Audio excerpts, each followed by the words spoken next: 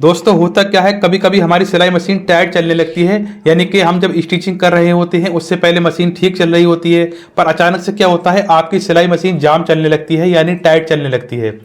तो ये किस वजह से चलती है और इस प्रॉब्लम को सॉल्व कैसे करें, तो इस वीडियो में मैंने आपको बहुत ही कमाल की ट्रिक बताई। तो ये ट्रिक अप्लाई करने से पहले हमने क्या करना है, मशीन में सही से ऑयलिंग कर लेनी है। जैसे कि ये जो होल दिए गए हैं ना, इन सारे होल में हमने ऑयल डाल देना है। तो अब आते हैं मेन टॉपिक पर। आपने हर जगह ऑयल डाल दिया है, फिर भी आपकी सिलाई मशीन जाम चल रही है यानी टाइट चल रही है, तो हमने क्या करना होगा। तो देखें, हमने इसके लिए सबसे पहले तो ये जो सेटल वाले स्क्रू दिए गए हैं ना, इनको हमने इस तरह से खोल देना है। ये देखें, ये बहुत ही आसानी से खुल जाते हैं। उसके बाद हमने ये वाला भी खोल देना है।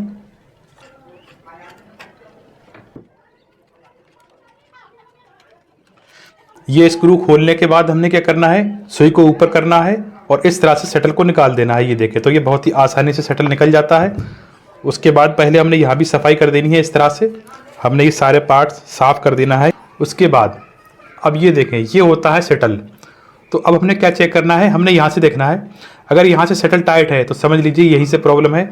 उसके बाद हमने क्या करना है, जो ये वाला स्क्रू दिया गया है ना, ये जो बड़ा वाला स्क्रू है, हमने इसको इस तरह से खोलना है। हमने नीचे रखना है, आपने हाथ पे रखकर नहीं खोलना है, ये गलती ना करें।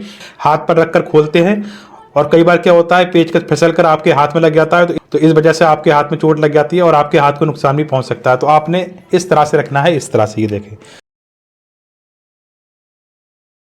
ये देखें, इस तरह से हमने इसको खोल दिया है। उसके बाद ये देखें, फिर हमने ये वाला पार्ट भी हटा देना है। उसके बाद ये जो रिंग है ना, इस रिंग को भी हमने निकाल लेना है। ये देखें, उसके बाद हमने शटल को निकालना है।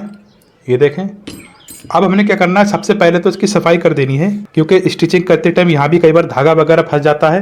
तो अगर यहाँ पर धागा फंसा है तो आपने यहाँ भी साफ कर लेना है, इस तरह से। ये देखें, इस तरह से साफ करने के बाद हमने क्या करना है, यहाँ से ऑयल डाल देना है कुछ इस तरह से। ये देखें, यहाँ भी हमने ऑयल डाल देना है। उसके बाद हमने क्या करना होगा, अब आप ध्यान से देखें। तो हमने एक रील लेना है। तो ये मोटा वाला धागा है, जिस रील से हम सिलाई करते हैं, ये वो वाला धागा नहीं है, ये उस धागे से थोड़ा मोटा है। तो हमने क्या करना है, थोड़ा सा धागा लेना है इस तरह से। तो ये धागा कट करने के बाद हमने क्या करना है, इसको थोड़ा सा ऑयल में इस तरह से भिगो देना है। ये देखिए, इस पर भी हम ऑयल लगाएंगे। तो ये ट्रिक बहुत ही कमाल की है, आप ध्यान से देखते रहें। इस धागे को भी हमने ऑयल में भिगो दिया है इस तरह से। उसके बाद देखिए, हमने धागे का यूज़ कैसे करना है वो आप ध्यान से देखें। तो जो शटल की जो ये वाली साइड है ना, तो हमने क्या करना है, इस धागे को यहाँ से रखना है इस तरह से। अगर आपके पास मोटा धागा नहीं है तो आप नॉर्मल धागा ले सकते हैं। आपने क्या करना है, इसको डबल कर देना है और डबल धागा रखेंगे इस तरह। तो जिस तरह से इसका इस शटल का जो राउंड है ना, जो गोलाई है, उसी के हिसाब से हमने धागे को रखते हुए चले जाना है। ये देखें, तो देख सकते हैं हमने धागे को कुछ इस तरह से सेट कर दिया है। उसके बाद हमने शटल को लेना है और जो शटल की नोक होती है ना, इस नोक को हमने नीचे करना है इस तरह से। ये देखें, ठीक है। अब आपने इस रिंग को रखना है। तो रिंग को रखते टाइम आपको ध्यान रखना होगा, जो रिंग पर इस तरह से, ये देखें, ये कट लगा हुआ होता है ना, तो ये वाली साइड ऊपर रखनी है आपको और ये वाली साइड नीचे रखनी है। आप एक बार ध्यान से देख लीजिए। ये देखें, ये वाली साइड नीचे रहेगी और ये वाली साइड ऊपर रहेगी कुछ इस तरह से। उसके बाद ये देखिए, यहाँ पर ये देखें, दो कीलें दी गई हैं ना, और इसमें रिंग में दो होल दिए गए हैं।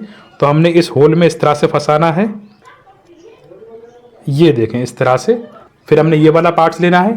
तो ये जो इसकी खड़ी वाली साइड है वो हमने नीचे रखनी है इस तरह से, और यहाँ से रखेंगे इस तरह से। उसके बाद हमने बड़ा वाला स्क्रू लेना है और यहाँ लगाना है इस तरह से। तो अब आप ध्यान से देखिए, ये जो ऊपर वाला पार्ट्स है ना, तो इसकी नोकें बिल्कुल बराबर होनी चाहिए। ये जो कीले हैं ना, तो इन कीलों के बराबर से होनी चाहिए, आगे पीछे नहीं होनी चाहिए।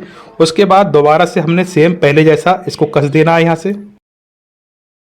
तो अब देखिए, अगर हम शटल को इस तरह से घुमाएंगे तो ये बहुत ही आसानी से शटल घूम रहा है। तो कई बार क्या होता है, इसमें धागा वगैरह फंस जाता है, तो इस वजह से आपका शटल टाइट हो जाता है और शटल टाइट होने की वजह से आपकी मशीन जाम चलती है। तो अब जो मैं बताने जा रहा हूँ उसको आप ध्यान से समझें और ध्यान से सुनें। तो ये जो हमने धागा लगाया है, ये धागा आपको कब लगाना चाहिए और कब नहीं लगाना चाहिए वो आप समझ लें ध्यान से। तो देखें, धागा हमने जब लगाना है, अगर हमने शटल की यहाँ से सफाई भी कर दी यहाँ से और शटल कसेंगे, शटल कसने के बाद अगर ये वाला पार्ट जो है ना, ये अगर टाइट चल रहा है, यानी कि घूम नहीं रहा है बिल्कुल भी, हमने सब कुछ सफाई कर दी, ऑयल भी डाल दिया, फिर भी आपका ये वाला पार्ट्स बिल्कुल भी नहीं चल रहा है, तब आपने धागा लगाना है, ठीक है। पर अगर हमने सफाई भी कर दी यहाँ से और हमने धागा भी नहीं लगाया, बिना धागा लगाने से अगर ये शटल नॉर्मल चल रहा है, बिल्कुल सही चल रहा है, मुलायम चल रहा है, तो तब तो आपको धागा लगाने की कोई ज़रूरत ही नहीं है। उसके बाद देखिए हमने दोबारा से इस शटल को कस देना है। ये जो निडल होती है ना, आपने व्हील घुमाना है इस तरह से, ये देखें व्हील को घुमाना है और निडल को बिल्कुल ऊपर कर देना है। ये देखें जितनी ऊपर आनी चाहिए ना उतनी ऊपर कर दें, फुल ऊपर कर दें। तो जब निडल को ऊपर करेंगे तो ये वाला पार्ट कुछ इस तरह से आ जाएगा। ये देखें फिर हमने शटल की ये वाली साइड घुमानी इस तरह से, क्योंकि जो इसका जो ये वाला राउंड है ना और जो शटल का राउंड है ये आमने सामने होना चाहिए इस तरह से। ये देखें ये सामने हो गया ना, तो जब हम इस तरह से रखेंगे तो ये बहुत ही आसानी से फिट आ जाता है।